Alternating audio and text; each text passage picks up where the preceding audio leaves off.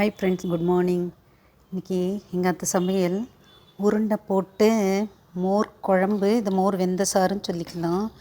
உருண்டை பண்ணி போட்டு உருண்டை குழம்பு சொல்லுவோம் இல்லையா, அது மாதிரி மோர் வெந்த சாறில் உருண்டை போட்டு மோர் வெந்த சாறு. இது எப்படி பண்ணால் நம்ம வடைக்கு அரைக்க மாதிரி அரைச்சிட்டு அதை எண்ணெயில் பொரித்து இந்த மோர் குழம்புல போட்டால் இது மோர் குழம்பு ரெடி, உருண்டை மோர் குழம்பு. அதுக்கப்புறம் இது மரத்தக்காளிக்கு கீரை இருக்குல்ல, அது கூட்டு பண்ணியிருக்கேன்.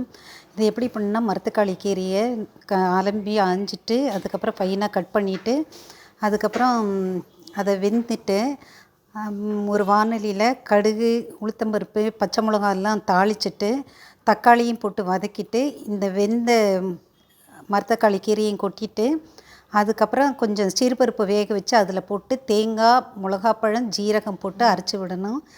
இது மரத்தக்காளி கீரை கூட்டு பண்ணி பாருங்கள், நல்லாயிருக்கும். அதுக்கப்புறம் இது பருப்பு வடை, சேப்பங்கிழங்கு பொரியல். இதுதான் எங்கள் அத்தை சமையல் friends. Have a nice day.